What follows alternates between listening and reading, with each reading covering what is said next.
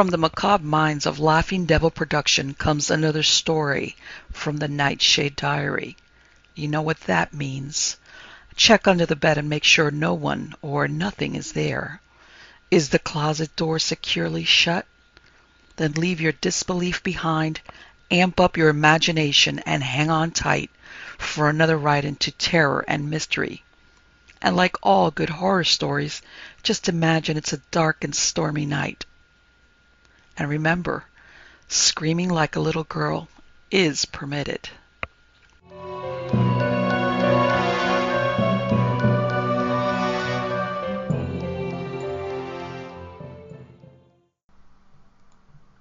Mephistopheles and Company Limited by Seabury, Quinn. Messieurs les Américains, dead on the field of honor, I salute you. Jules de Grandin drew himself frigidly to attention and raised his cupped hand to his right temple in a smart military salute before the Victory Monument in our city park. The act was so typical of the little Frenchman that I could not forbear a smile as I glanced covertly at him. 10,000 times a day friends and neighbors, even relatives of the gold-starred names on the honor roll of that monument, passed through the park. Yet all of the passers-by, Jules de Grandin was the only one who habitually rendered military honors to the cenotaph each time his steps led past it.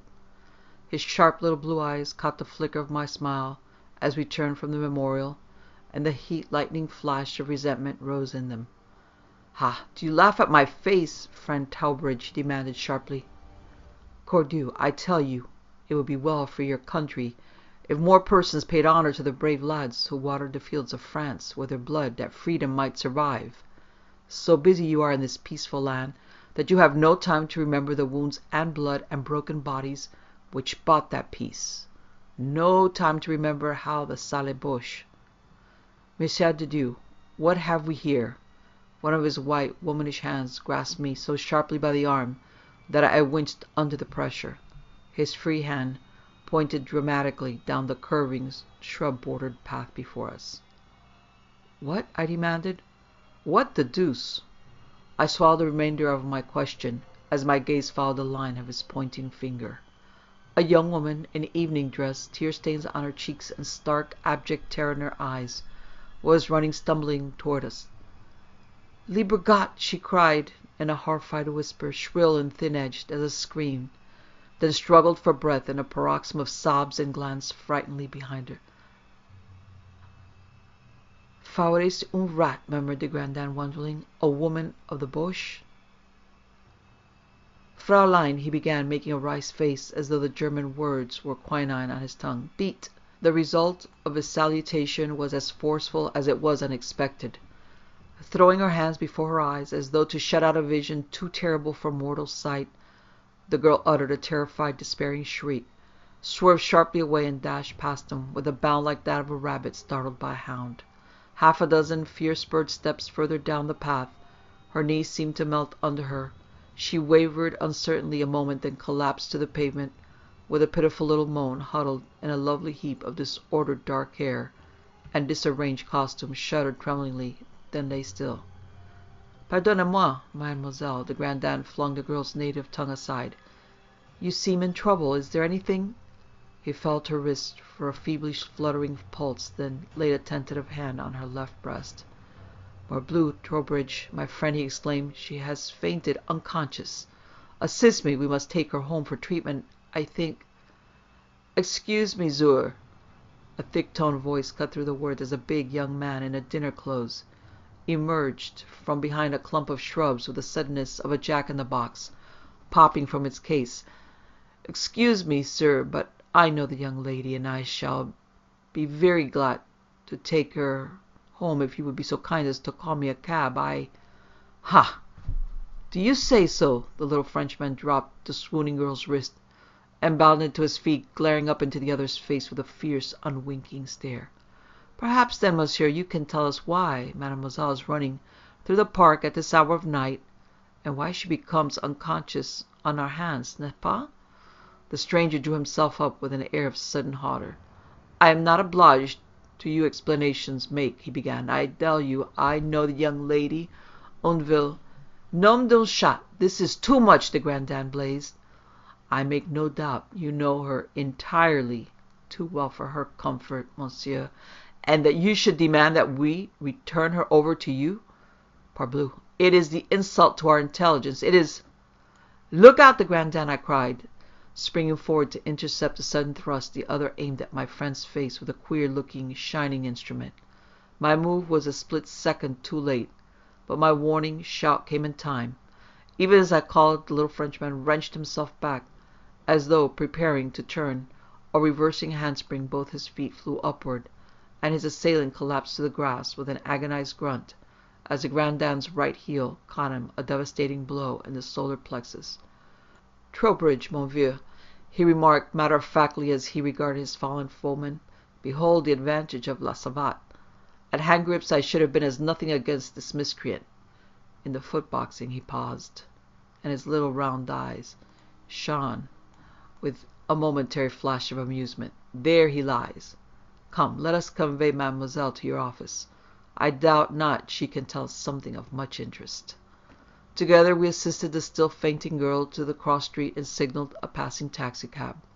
As the vehicle started toward my house, I demanded, "Why in the world did you knock that fellow out, de Grandin? He really might have been a friend of this young lady's, and..."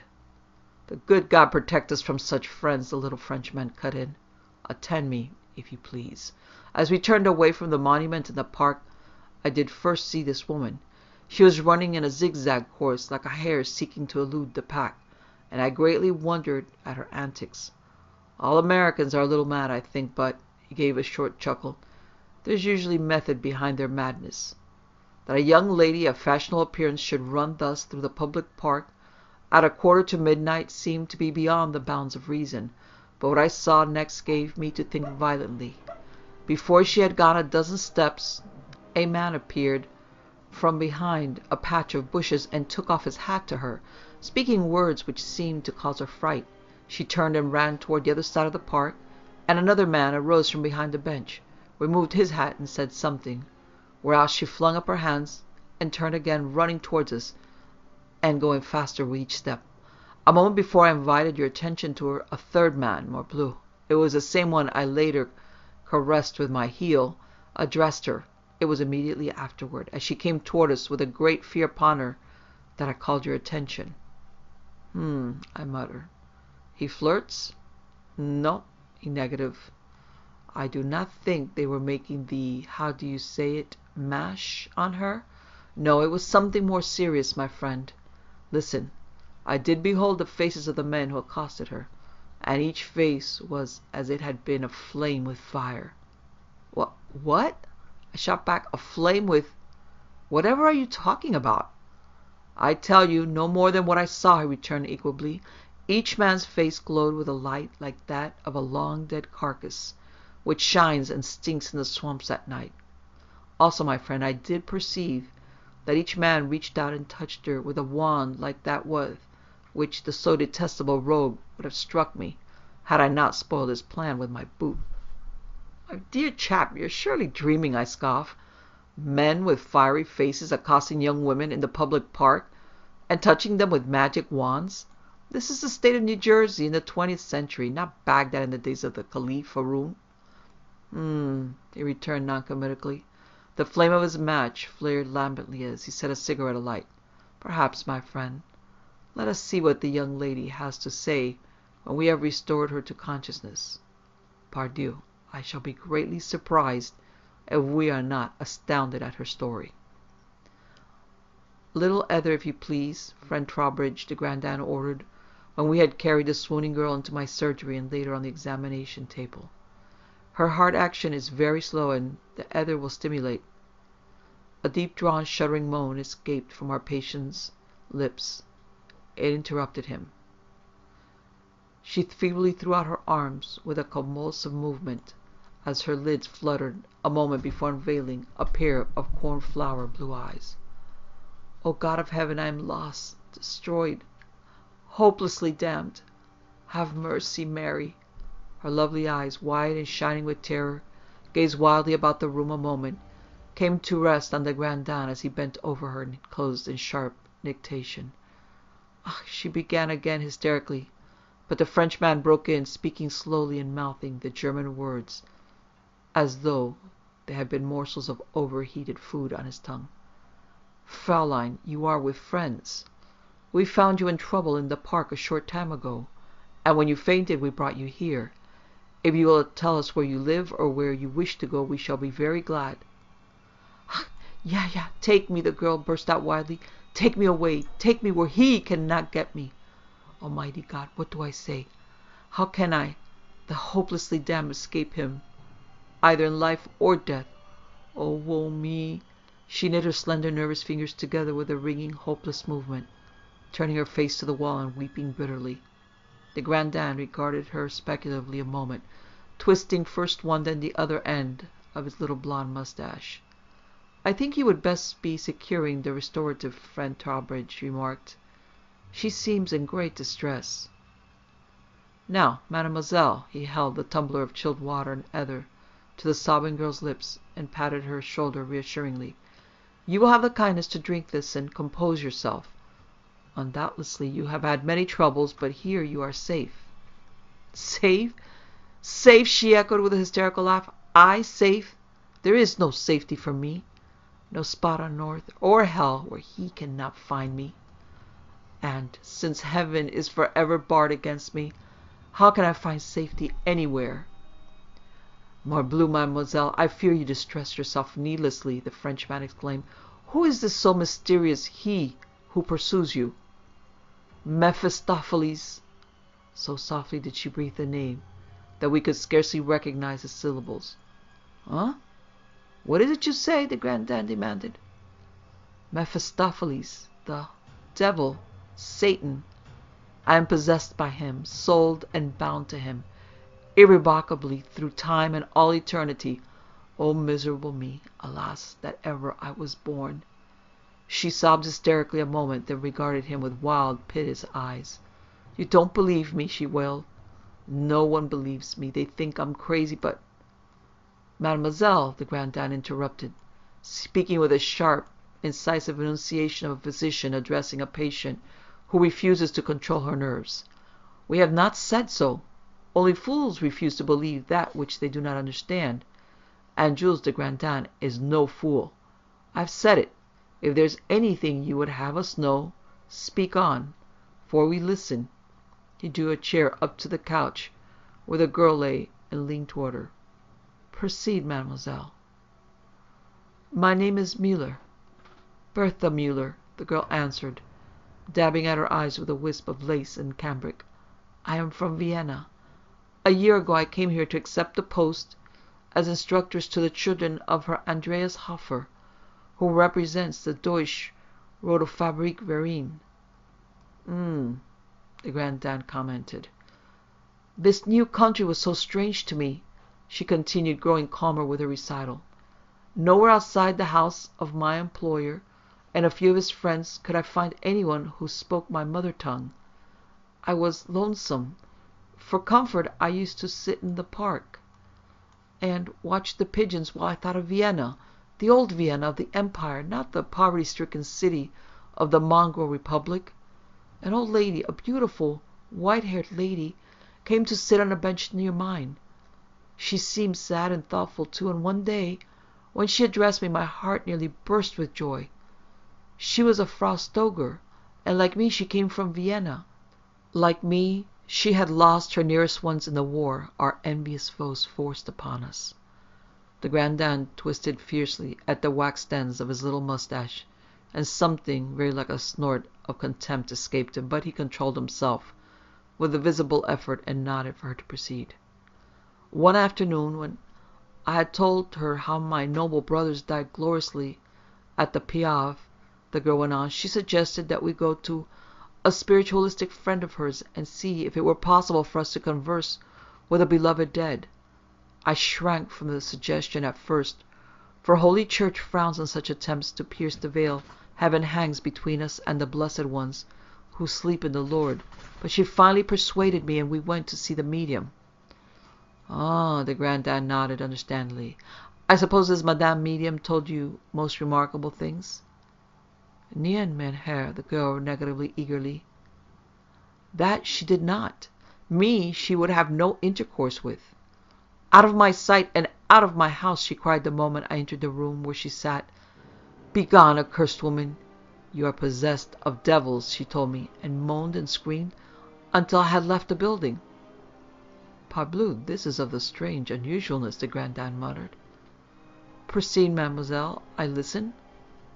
Frau Stoger was almost as embarrassed as I at the strange reception. The girl replied, but she told me not to lose hope. Too late she confided that when she first went to the medium, she too was bidden to depart, because a minor imp had fastened on her. Yet she went to a learned man who could cast out devils and had the spirit exorcised without trouble or expense, for the Herr Dr. Martellus will take no fees for his work. Now she is one of the most intimate members of the circle over which Layla the medium presides. "Yes, and then?" the Frenchman prompted. "That very night we drove into the country and met the professor. He listened sympathetically to my case and gave me a little box of pills which I was to take. I followed his directions to the letter, but the pills made me very sick, so I stopped them. Next time I met Frau Stoger, she questioned me concerning the medicine, and when she learned it had made me ill, she said it was a very evil sign, and begged me with tears to go for another consultation. The moment Professor Martellus saw me, he seemed greatly alarmed and called a council of his associates, telling them he was certain I was possessed by one of the major fiends, since the medicine he had given me had never before failed to drive the lesser demons from their victims. But they all assured me there was no need to fear, since Belial, Mammon, and even dreaded Melchim could be thrown from their possession by their spells.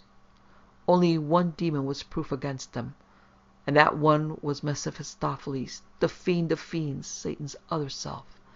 If he claimed me for his own, my case was well nigh hopeless. They took me to an inner chamber where the mystic rites began, and by their magic they sought the name of the fiend possessing me. All efforts were vain, and no response came to their questions until, in fear and trembling, the professor called upon the archfiend himself. The dreadful name had hardly passed his lips before the whole building shook with a terrible explosion. Blinding flames shot to the ceiling, and I was half smothered by the fumes of sulphur and brimstone. Something hit me on the head, and I lost consciousness. The next thing I knew, I was being rushed back to town in a speeding automobile with Frau Stoger.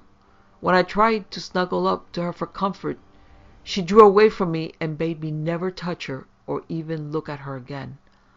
I was marked by the devil for his own, and even my breath or glance brought misfortune to those they touched. "My good, kind sir," she regarded de Grandin with a steadfast, pleading stare, like a child striving desperately to convince a skeptical adult of the truth of a preposterous story. I did not then believe. Much talk I had heard of devils in my childhood, for my nurse, a Hungarian woman, a peasant of the old Magyar stock, and as full of stories of vampires, demons, and hobgoblins as a chestnut shell is of prickles. But never had I thought the tales of devils were more than fairy lore. Alas, I was soon to learn the devil is as real today as when he bought Faustus' soul from him. The very next day, as I went for my regular walk in the park, a little child, a pretty little girl, playing with her nurse by the goldfish fountain, ran to me with outstretched arms. As I stooped to clasp her to my bosom, she halted, looked at me in terror, then ran screaming to her nurse, crying out that the devil stood behind me, and reached over my shoulder for her. The nurse took one look at me, then made the sign of the evil eye, thus. She bent her thumb transversely across the palm of her hand, and encircling it with the second and third fingers, permitting the four and little fingers to stand out like a pair of horns, and thrust them towards us. And as the woman made the sign, the girl sobbed. She made me begone to hell, where Satan my master awaited me, then hurried from the square with the little girl. De Grandin pinched his little pointed chin between a thoughtful thumb and forefinger. "More than 1,000 damns," he explained softly. "There is the monkey's business here, of a surety. Proceed, mademoiselle." I became a marked woman, she obeyed, People turned to stare at me in the street, and all made the signs of the horns at me. Once, as I hurried through the park after sunset, I saw the devil grinning at me from behind a bunch of rhododendrons. Finally, I was ready to sell my soul for a moment's peace. Then by chance I met Frau Stoger again in the park. She blessed herself at sight of me, but did not run away, and when I spoke to her she listened.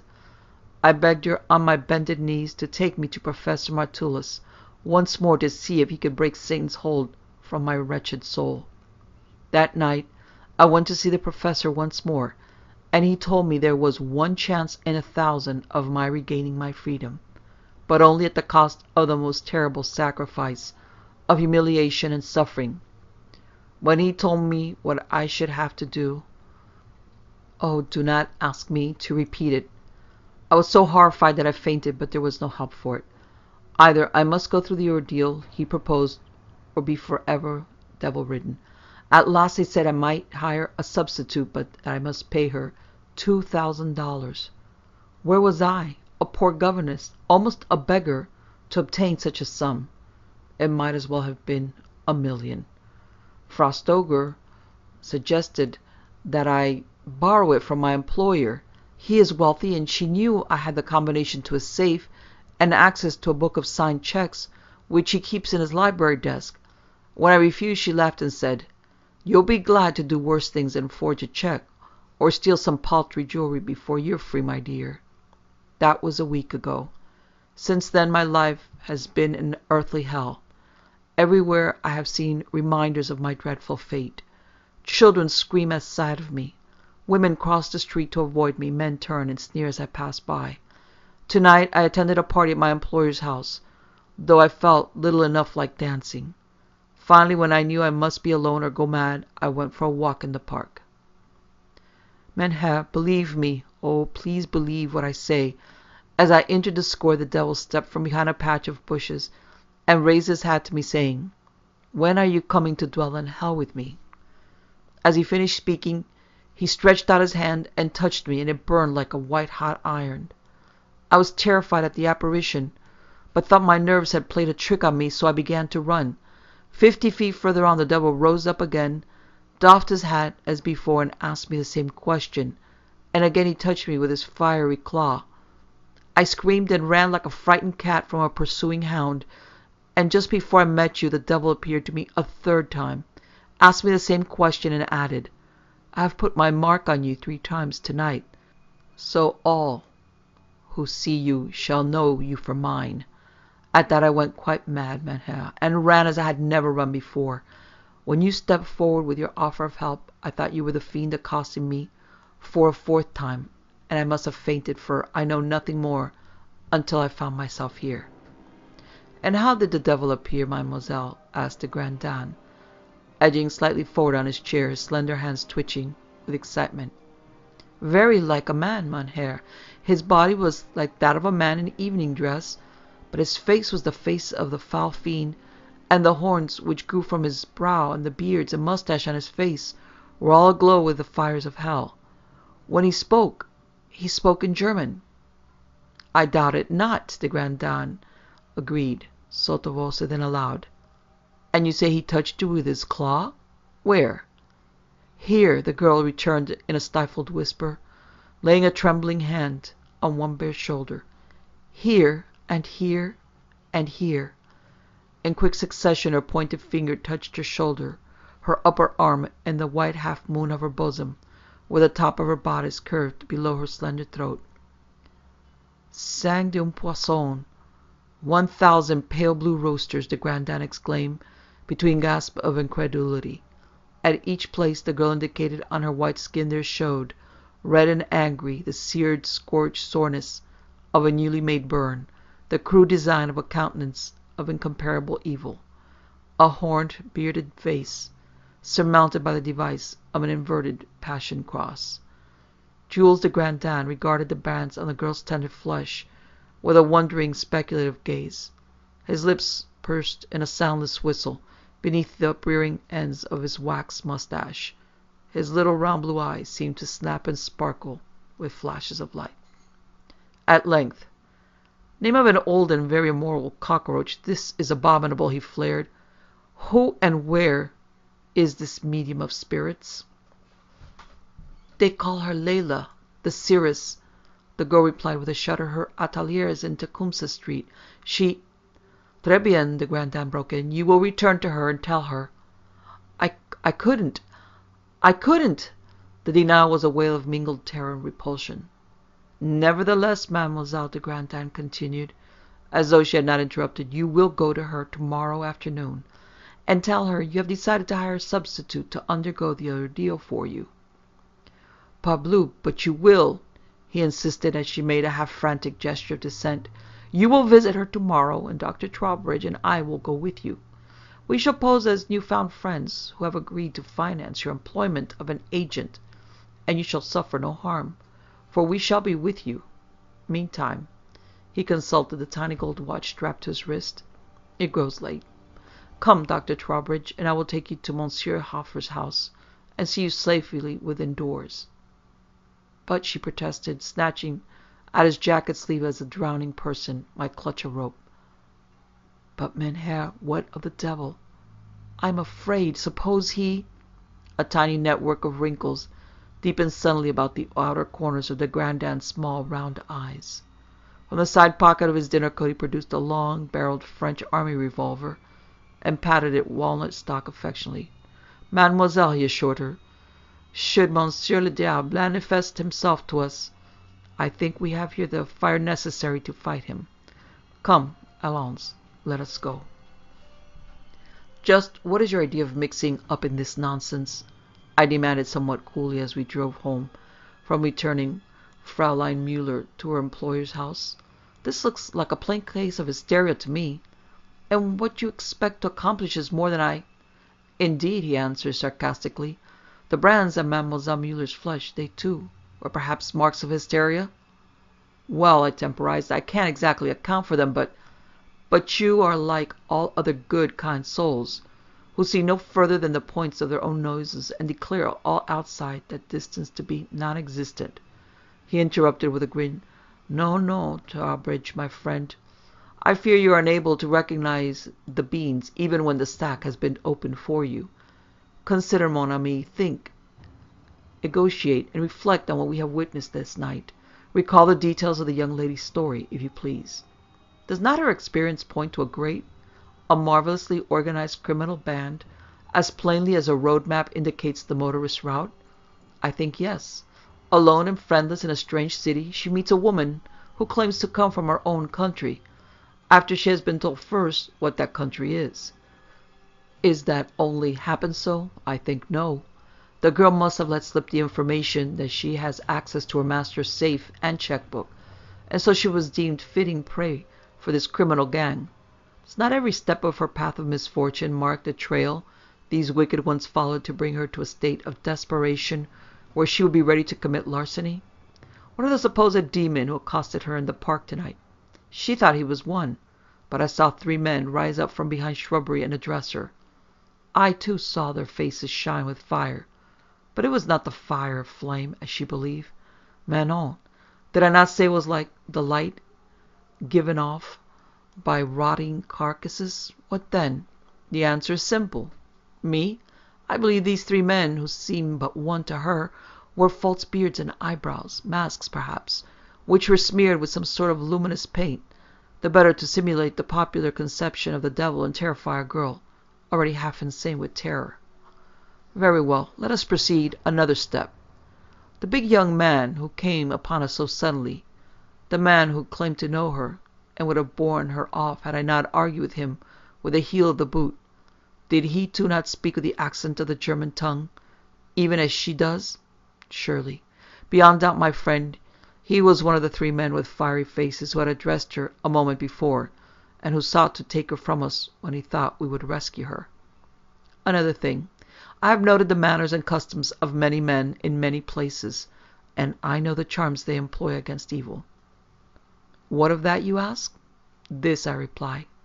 Never does the American or Englishman make the sign of the horns to ward off the evil eye. That is distinctly a continental European custom, Therefore, when I hear the nurse made the horns at Mademoiselle Muller in the park, I smell a fish in her story. Wherever that woman, undoubtedly herself in America, learned that sign, she did not learn it from an American. An American, seeing her make that sign, would have understood nothing from it. But Mademoiselle Muller is no American. She is fresh from Europe, where that sign means something, and she understood what the nurse meant when she made the horns at her, as it was intended she should. Well, I replied, what's your theory then? Simply this: the child who fled from Mademoiselle Muller, the nurse who made the evil sign at her, the people who passed her in the street and turned away, all had been planted in her path for the purpose of wearing down her resistance, of obtaining her goat, as you Americans say. But listen, they demanded of her only $2,000. Why? Because they thought she could get no more. Yet so elaborate a system as theirs surely would not have been organized for the tiny sum they demanded. No, men do not take elephant guns into the field to hunt butterflies. This poor girl is but one of many victims these rogues have preyed upon. The Stoger woman is one of their scouts, who happened to fall upon her, but they must have imposed on many other foolish women. Men, too, undoubtedly, and therefore... He paused, his lips parted in an expectant grin, his little eyes gleaming with excitement and elation. All right, I'll bite, I replied. Therefore... Attend me, my friend, he replied irrelevantly. Have you ever been in India?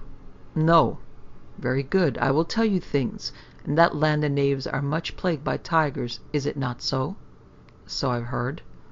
Parfaitement. When the white man comes to rid a community of the striped devil of the jungle, what does he do? Do? But of course. He climbs into a convenient tree and waits. Does he not? And beneath the tree for bait he tethers a luckless goat. Is it not so? Why, very good, my friend. You and I are the hunters. This gang of miscreants are the tigers. The unfortunate Mademoiselle Muller is... Good heavens, man, I exclaimed, the full purport of his scheme dawning on me. You don't mean... But certainly, he nodded with perfect aplomb. She is the goat who lures the tiger within range of our guns. His small, even teeth came together with a sharp, decided click. Come, my friend, he bade as we drew up before my house, let us to bed.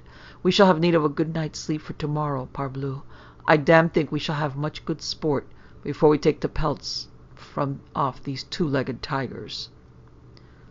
A dwarf, whose excessively ugly features were rendered still less prepossessing by deep smallpox pits, opened the stained glass and walnut door at the big house in Tecumseh Street, where we called with Fräulein Muller about 4 o'clock the following afternoon. Have you an appointment with the sybil? He asked arrogantly, as he ushered us into the rug-strewn hall and paused before a heavily curtained doorway. La, la, de Grandin murmured wonderingly. Is she then a dentist or physician that one must arrange beforehand to consult her? We have no appointment, my friend. Nevertheless, you will inform her that we desire to see her, and without unnecessary delay. The undersized servitor blinked in amazement. Callers on Madame Leila were wont to arrive in humble mien, apparently in the little Frenchman's high-handed manner was a distinct novelty. Perhaps the seeress will consent to see you, even though it's unusual to arrange for sitting beforehand, he replied in a slightly more cordial tone, presenting de Grandin with a pencil and pad of paper. Kindly write your name on this tablet, he requested. Then, as the Frenchman complied, tear the sheet off and put it in your pocket. It is not necessary for the sybil to see it in order to know your name. We only ask that you write it as a guarantee of good faith. Await me here. I will see if you can be admitted. We had not long to wait, for the attendant returned almost before the curtains through which he had vanished had ceased to sway, and bowed formally to us. The sybil will see you, Dr. de Grandin, he announced, holding the draperies aside. I gave a slight start as my companion was addressed by name, for I had seen him stow the folded sheet of paper on which he had scribbled his signature in his waistcoat pocket. Leila the seeress sees all and knows all, the dwarf informed me, as though reading my mind. There are no secrets from her. This way, if you please. The room we entered was hung with unrelieved black and lighted only by a lamp with 3 burners suspended from the ceiling by a bronze chain. Slightly beyond the center of the apartment sat a young woman, garbed in a long, loose robe of some clingy black stuff with a headdress resembling a nun's wimple of the same sable hue. Her face denoted she was about 25 or 26 years old, though contrary to the usual feminine custom, she appeared anxious to seem older. Her long, excessively thin arms were bare, as were her neck and feet, and the contrast of her pale flesh and black draperies in the room was an eerie one. About her waist was a wide belt of shining black leather, clasped with a garnet fastening which flashed fitfully in the chamber's half-light. In one hand she held a 3-foot wand tipped with an ivory hand with outspread fingers, and she was seated on a sort of 3-legged stool, roughly resembling an ancient Greek tripod. From a brazen censer standing on the floor before her emanated penetrating, arid odors, while the charcoal fire in the incense pot glowed and sank to dullness, alternately as though blown upon by a bellows, though no instrument from which a draught could come was visible. "What seek you here, old man?" she demanded in a hollow, sepulchral voice, fixing her deep-set eyes on the Grandin. The little Frenchman bowed with continental courtesy. "Madame," he explained, "we have learned this unfortunate young lady's plight, and have determined to aid her. The sum of $2,000 is required in order to save her the pain and humiliation of a most terrifying ordeal, and this sum we are prepared to advance, provided, of course, you can offer proper guarantee." "Thy money perish with thee," rejoined the seeress furiously, half rising from her tripod. Then, as though relenting, "Stay. Power over the spirits I have none, but I can direct thee to one whose power is infinite." "Woman," her glowing cavernous orbs bored into the frightened blue eyes of the little Austrian girl, "if thou wouldst be freed from the demon who dominates thee, be at this house at precisely 7 o'clock this evening. Come alone and bring the money with thee, and, perhaps, Martulus the Mighty will consent to have thee exorcised by proxy. I can promise thee not, but what I can do, I will. Wilt thou come?" Ja, Fraulein Müller sobbed hysterically, clutching at the sybill's black raiment. But the seeress had risen from her stool and stalked majestically from the room, leaving us bewildered and alone. The Grandin chuckled as we re-entered my study and regarded each other across the table. But the entertainment they furnish at Madame Leila's is worthy of the Odeon. Behold how they assault the superstitions of the caller at the very front door with their trick of name-reading. Parbleu, but it is droll. "It seemed mysterious enough to me," I admitted. "Do you know how it was done?" "Tiens, my friend, am I, a little wondering boy, to be mystified by the trickery of a fire-eater?" he returned with a grin. "But certainly it was the simplest of tricks. The top sheet of the tablet whereupon I wrote my name was almost as thin as tissue paper, and the pencil was so hard I had to bear down heavily in order to leave any mark at all. The second sheet of paper was coated with a thin layer of wax, and when the man took the tablet inside with him, they simply dusted lamp-black over it, then blew it off and read what I had written, where the blacking remained in the pencil's impression in the wax. It is very simple."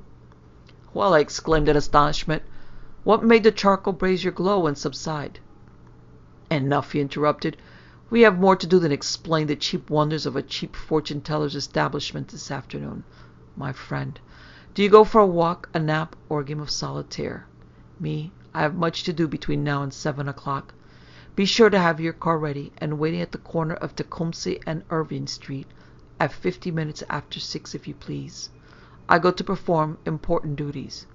And lighting a cigarette, he picked up his hat and cane and set off for the corner pharmacy, humming a snatch of sentimental tune.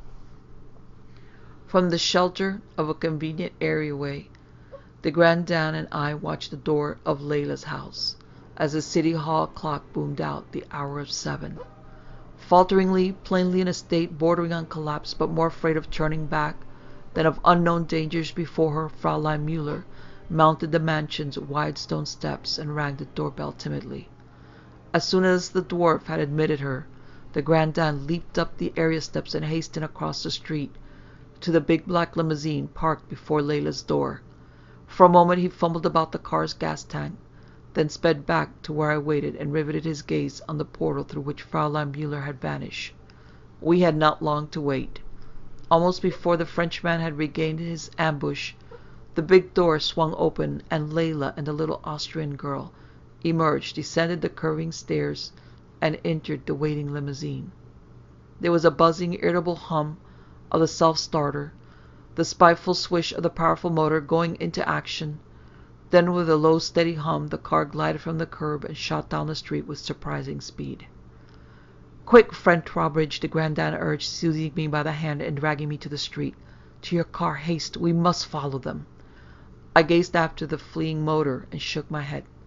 "Not a chance," I declared. "They're doing better than 30 miles an hour now, and it's gathering speed all the time. We'd never be able to keep their trail with my little rattletrap."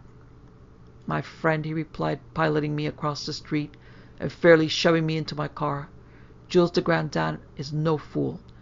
Think you he slept away this time this afternoon? Regardez-vous." With a dramatic gesture he pointed to the roadway before us. I blinked my eyes in astonishment, then grinned in appreciation of his strategy. In the wake of the speeding limousine there shone a faint but unmistakable trail of luminous dots against the pavement. Now I understood what he had been doing at the other car's tail during the interval between Fraulein Müller's entrance and Layla's exit. Firmly attached to the limousine's gas tank was a small can of luminous paint, a small hole pierced in its bottom, permitting its telltale contents to leak out a drop at a time, at intervals which spattered the roadway with glowing trail markers every 30 or 40 feet.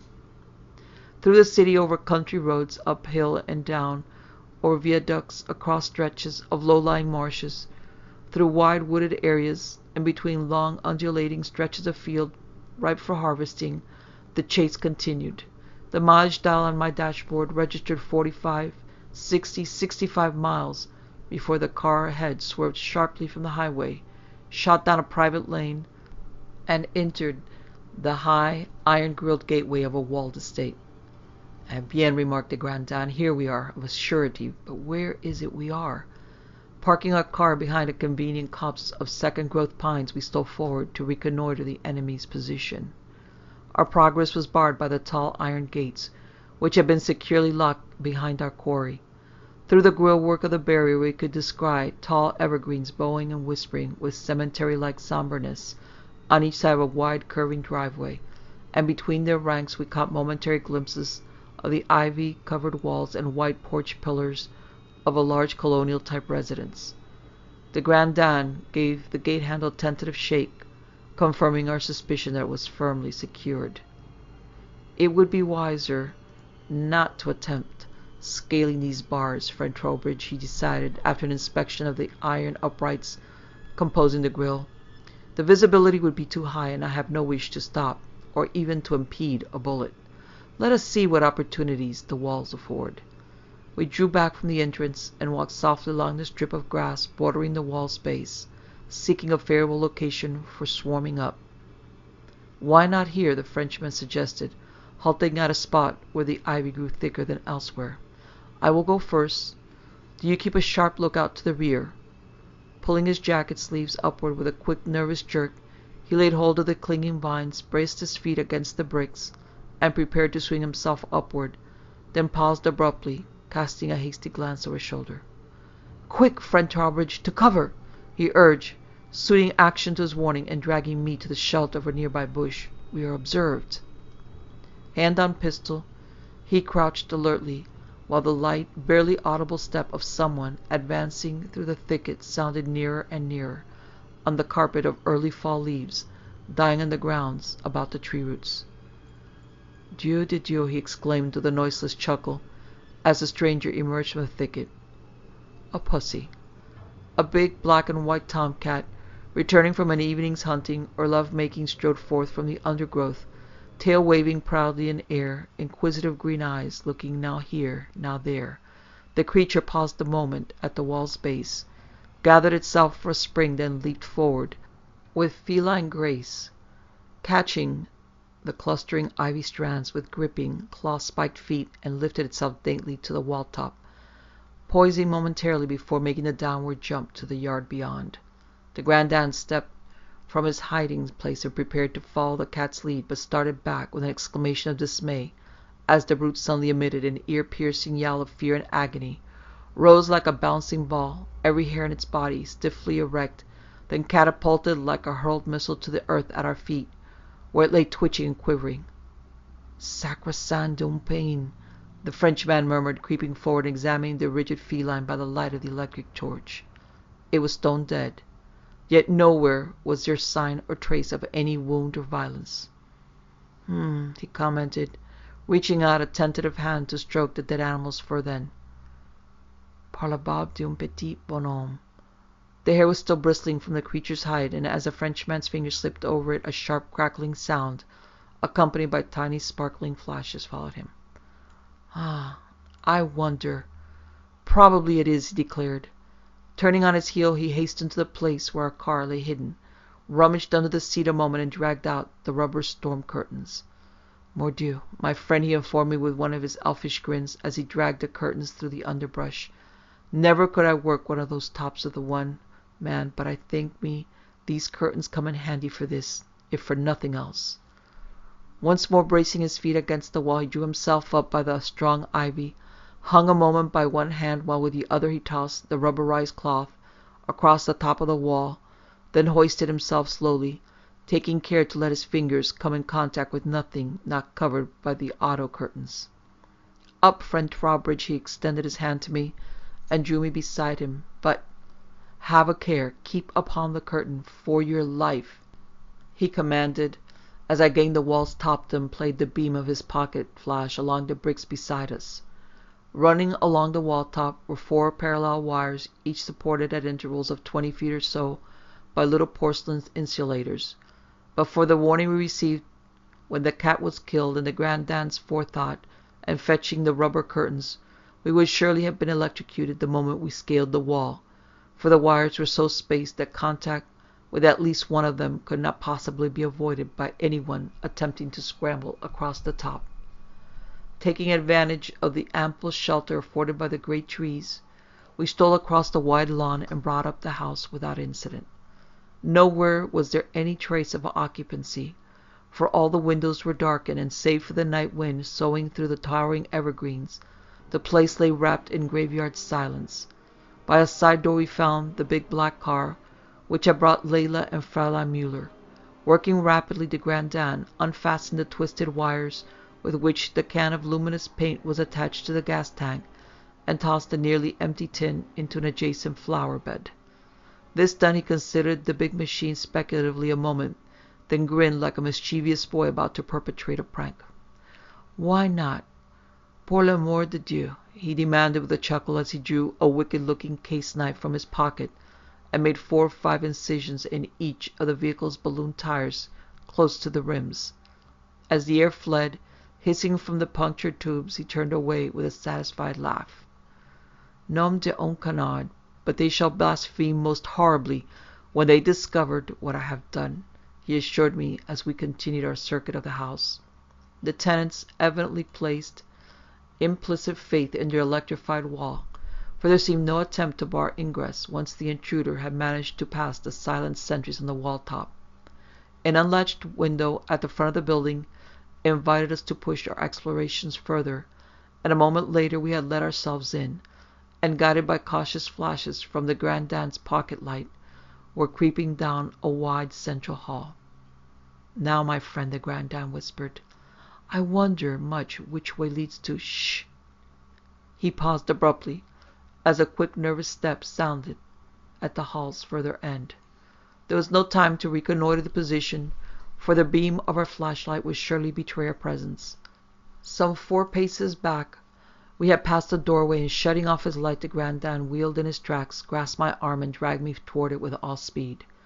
Fortunately, the lock was unfastened, and the knob turned soundlessly in his hand.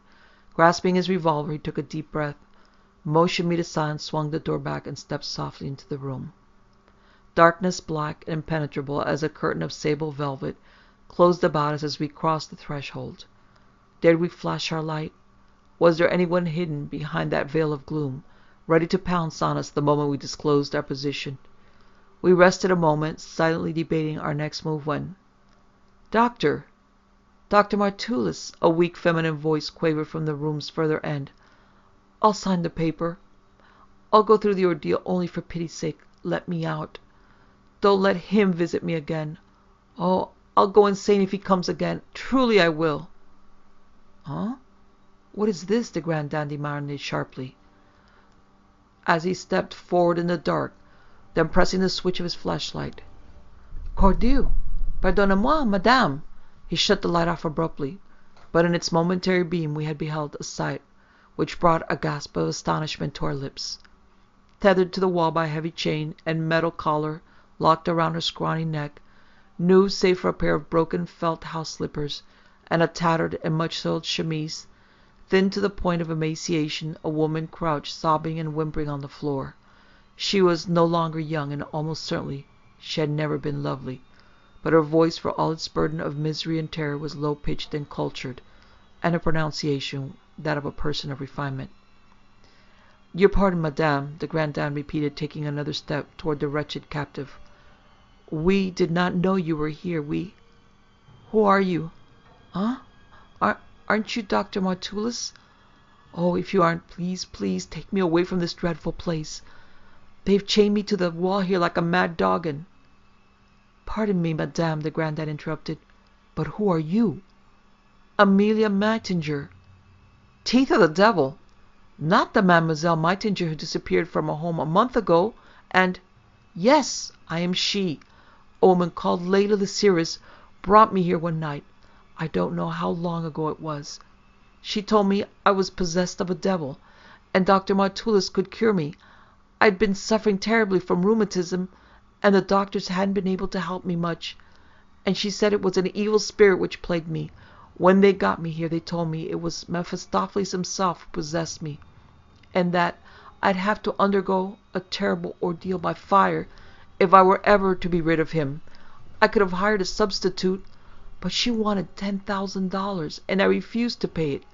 I told them I'd undergo the ordeal myself, and they said I must sign a paper releasing them from all legal liability for possible injury I might suffer before they permit me to do it. When they brought the paper, they wouldn't let me read it, or even see any part of it except the space reserved for my signature, so... Aha, de Grandin muttered aside to me. Do you too not begin to sniff the odor of deceased fish in this business, friend Trowbridge? But they wouldn't let me go, the woman hurried on, ignoring his comment. They said I was possessed of a devil, and would bring terrible misfortune to everyone I met, so they took away my clothes and chained me here in this terrible place. I've never seen anyone from that night to this except Dr. Martulis, who comes once a day to feed me and ask if I've changed my mind about signing the paper and, de Grandin quoted irritably, and what, if you please, mademoiselle? And the devil. Qu'est d'un sacré singe? The which? He demanded. The devil, I tell you. I never believed in the personal devil before, but I do now. Every night he comes to torture me. I see his horrible face shining through the dark and feel his awful claw touch me. And it burns like a hot white iron.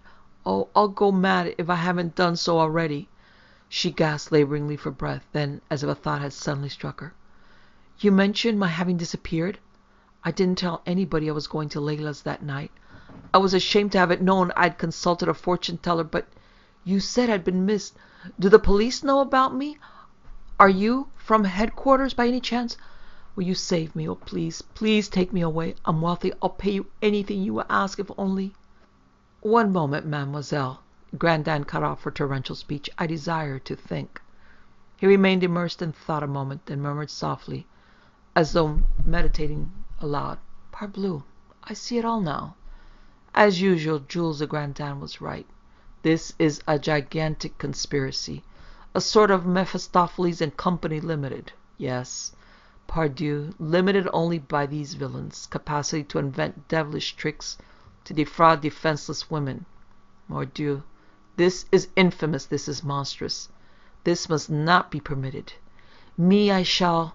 His voice shut off abruptly, like a suddenly tuned-out radio, for a sharp click sounded from the doorway, and something faintly luminous was shining face high through the dark. Nearer the fiery thing floated, and we were able to make out the lineaments of a long, thin, evil face, a face with spiked beard and pointed mustaches, with uprearing pointed eyebrows and crooked goat's horns growing from its forehead. That was all. No body, no neck. Just a leering, demoniacal face floating forward through the blackness, its hideous fire-outlined eyes gleaming with diabolical amusement as it neared the whimpering, cowering woman in the corner. "Oh!" she wailed. The terrified spinster cringed against the wall, and the grinning satanic face bent above her. "Ugh!" A short, surprised grunt answered her outcry, and the fiery face dropped downward through the dark like a burnt-out rocket falling to earth.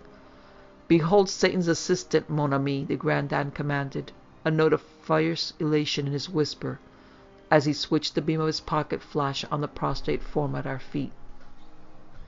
A tall, broad-shouldered man, his face made up in imitation of the popular conception of the devil, lay sprawled on the floor within the circle of the flashlight's glow. A long gash, bleeding freely, told where the blue steel barrel of de Grandin's heavy service revolver had struck as the Frenchman lashed the weapon downward through the dark with unerring aim and devastating force.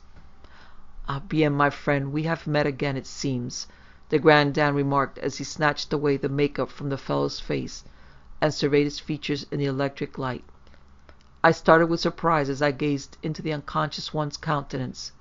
He was the man who had demanded he be allowed to take Fraulein Müller from us when we rescued her in the park. As the flashlight switched off momentarily, the mock devil's beard and mustache became alive with glowing, smoking fire. Instantly I realized the Grandin's surmise had been correct. Phosphorus or some kind of luminous paint had been employed to make the faces of the men accosting the little Austrian girl glow as though flame when they met her in the dark, and the same device had been used here to torture Miss Meininger. A further explanation lay at our feet, too, for beside the unconscious man's hand we found the queer-looking instrument. A moment's examination proved it to be something like an oversized flashlight, only instead of a lamp, its tip was fitted with a metal plate on which the sign of a devil's face, surmounted by a reversed crucifix, was soldered. As the Grandin pressed the switch actuating the contrivance, we saw the design suddenly glow red-hot. To all intents, the thing was a branding iron, which would burn its device on the flesh of anyone with whom it came into contact. The mystery of Fraulein Müller's disfigurement was solved. This to explain what Miss Meininger meant when she spoke of Satan's awful claw, which burned like a white, hot iron, touching her during the diabolical visitations. "Bête cochon," de Grandin muttered, turning the man over with a none too gentle foot. "Let us see what we can find upon his so filthy carcass." A hasty examination of the fellow's pockets disclosed a short-bladed dirk-knife, a neat, business-like blackjack, and a bunch of small keys. One of these fitted the lock of Miss Meininger's iron collar, and the Grandins forthwith transferred the fetter from her neck to that of her late tormentor. "Let us go," he admonished as he stowed the loot from his fallen foeman's pockets in his own. "Thus far the luck has been with us, but he who tries heaven's patience too far ofttimes comes to grief." Stepping carefully, we crept from the darkened room into the dimly lighted hall. "Have the care, friend Trowbridge," de Grandin warned, as we started cautiously down the corridor. "A loose board may betray us, for—" Huh! Not 15 feet ahead of us a door swung suddenly open, and the menacing figure of a tall black-bearded man stepped toward us. He was clad in a flame-colored robe on which was printed in black the figure of a prancing devil. A sort of diadem from which curving horns rose above his forehead gave his lean, cadaverous countenance a look of supernatural evil, and the wicked, sneering smile on his bony features completed the unpleasant picture. Miss Meininger gave a high-pitched squeal of horror. "Dr. Martellus!" she cried. "Oh, we're lost! He'll never let us go!" The Grandin faced the other defiantly, his teeth bared in a grimace which was more a snarl than a grin. "We take this lady from out your damned execrable house, Monsieur le Diable," he announced truculently. "Have the goodness to stand aside, or—" The other raised a small Mauser automatic from the folds of his red robe. "Ha! It cannot be done, do you say?" the Frenchman inquired sarcastically. and let drive with his heavy revolver, firing from the hip. Too late he discovered his error. A crash of tinkling, shivering glass sounded, and the vision of the man in red dissolved before our eyes like a scene on a motion picture screen when the film is melted in an overheated projector. A full-length mirror had been moved into the hall since we came through, and the man we had supposed before us was really at our back. The Grandin had been parleying with the fellow's reflection, and, irony of ironies, fired point-blank into the mirror, smashing it into 100 fragments, but injuring his opponent not at all. Like the echo of de Grandin's shot sounded the spiteful whip-like report of the other's weapon. Jules de Grandin clapped his left hand to his right shoulder and dropped like an overturned sack of meal to the polished floor. 2 more figures joined the red-robed man. One of them burst into a roar of laughter. "I thought was a good wound," he chuckled. "He was daka the lady from the house out, was he? Now, perhaps, we take her back and give her some more dime to drink off her whether she will dare have her sign or not, no?" "No. Nom d'un porc, no," de Grandin echoed, rolling over and rising on his elbow. The chuckling German swayed drunkenly in his tracks a moment, then crashed face downward to the floor, and his red-robed companion fell across him in a heap of crumpled crimson draperies. A second later, as de Grandin's revolver bellowed a second time, the third man turned with a squeal of dismay and leaped halfway through the open door, then stumbled over nothing and slipped forward on his face on a soft-nosed bullet, cut his spinal cord in 2 6 inches below his collar. "See to Mademoiselle Meitinger," friend Trowbridge de Grandin flung over his shoulder. As pistol in hand he charged toward the doorway, where his late antagonist lay. "Take her outside. I will join you anon." "Where are you going?" I objected. The thought of being separated in this uncanny house terrified me. "Outside. Qu'on ne peut du diable. Outside with you," he shouted in answer. "Me, I go to find Mademoiselle Muller and a certain souvenir." The big front door was barred and double-locked. I swung to the right, traversed the room through which we had entered, and hoisted the unlatched window a few inches higher. "This way, please," I told Miss Meitinger, pointing to the opening. "It's only a few feet to the ground." She clambered over the sill and dropped to the soft turf below, and after a futile look around for my friend, I lowered myself beside her. "Quick, friend Trowbridge," de Grandin's sharp whisper commanded even as my feet touched the grass. "This way. They come." His warning was none too early. Even as he grasped my arm and swung me into the shadow of a towering cedar, 6 men charged around the corner of the house, weapons in their hands and looks of fierce malignancy on their faces. "Sa-ha!" The Grandin raised his revolver and fired. And the foremost of our assailants clapped his hand to his side, whirled halfway around like a pirouetting ballet dancer, reeled suddenly to the left, and slumped to the ground in an awkward heap. The man immediately behind stumbled over the fallen one's legs and fell forward with a guttural curse. The Grandin pressed the trigger again, but only a harmless click responded. The cylinder was empty, and 5 armed men, faces across a stretch of turf less than 20 feet wide. Half turning, the Frenchman hurled his empty weapon with terrific force into the face of the nearest ruffian, who dropped with a scream, blood spurting from his nose and mouth, and grasped my elbow again. "This way, my friend," he cried, seizing the Meitinger woman's arm with his free hand and rushing across the shaded lawn toward the narrow beach where the waters of Barnegat Bay lapped softly against the sand. "Where's Fraulein Muller?" I panted, striving to keep pace with him. "Yonder," he answered, and as he spoke, a dark form detached itself from the shadow of a towering tree and joined us in flight. Shouts and shots echoed among the evergreens behind us, but the short start we secured when the second man fell under the impact of the Grandin's hurled weapon enabled us to keep our lead, and dodging among the shadows, we made steadily and swiftly toward the water. "It's no use," Miss Meitinger informed us, as the cool edges of the little wavelets moistened our feet, and we swung toward the south, intent on rounding the edge of the walls surrounding the grounds on the landward side and doubling back to my car. "It's no use. The beach is full of quicksand. I heard them talking about it the night I came here.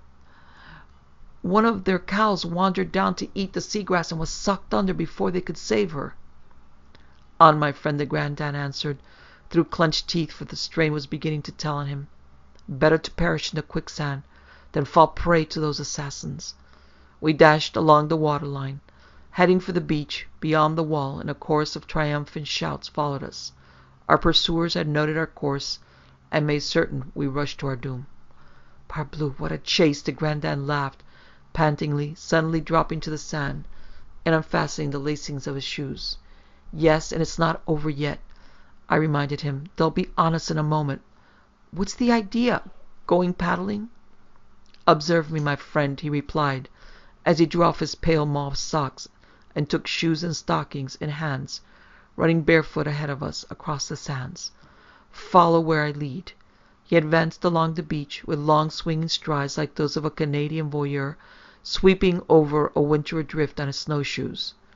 Jules de Grandin has been in many places, he flung back over his shoulder, and one of them was the coast of Japan, where quicksands are thick as pickpockets at a fair. There I learned the ways of quicksand from the peasant fishermen. Like all other sand, it looks, nor does it make or tremble until it has its victim fast in its hold. But always it is colder than the sands about it, and the knowing one walking barefoot on the beach can feel its death-chilled borders before it's too late to draw back.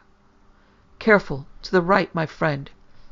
Gracefully sliding one foot behind the other like a dancer crossing a stage, he swerved inward from the water's edge, finally pausing a moment to feel the ground before him with a tentative toe.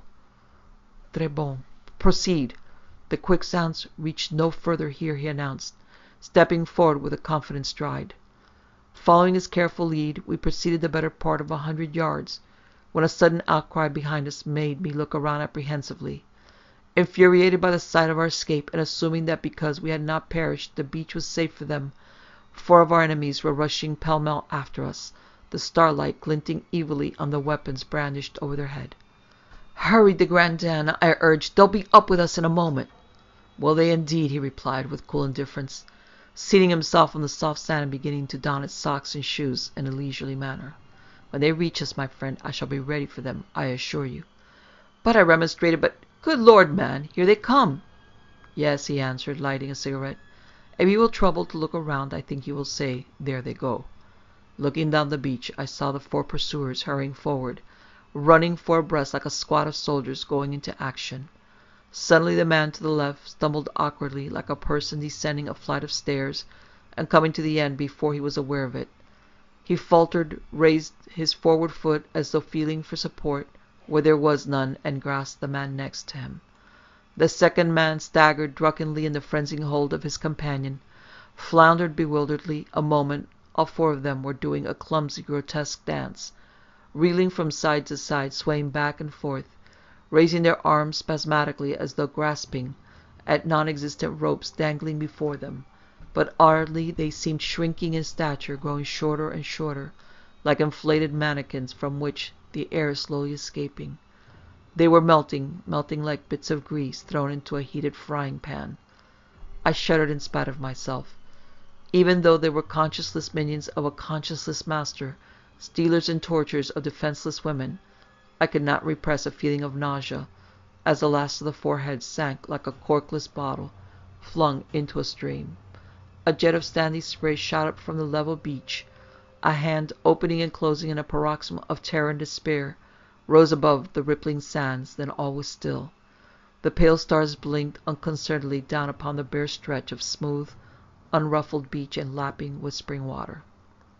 "Tiens, my friend," de Grandin flung away his cigarette and rose. "That appears to be that. Come, let us go."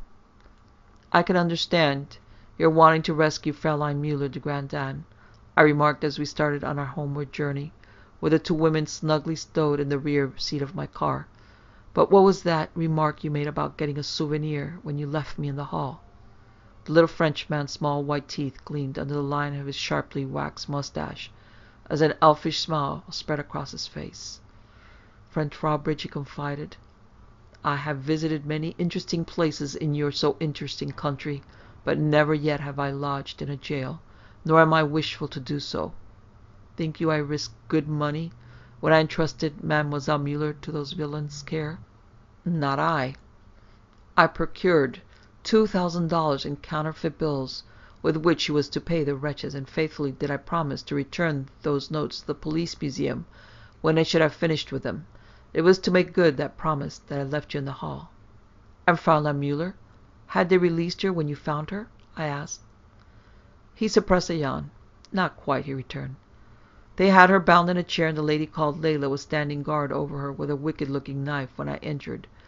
My friend, I greatly dislike manhandling a woman, but ladies who wish not to be mauled should not attempt to stick knives in Jules de Grandin. I fear I was forced to be less than entirely gentlemanly before I succeeded in releasing Mademoiselle Müller, and binding Layla in the chair in her place. Eh bien, I tied her no tighter than was necessary to keep her in place, until police called for her." "And?" "More speed and less conversation, if you please, my friend," he interrupted. "Your house is yet a long distance away, and there is nothing to drink this side of your so adorable cellar. Come, as you Americans say, stand hard upon the gas."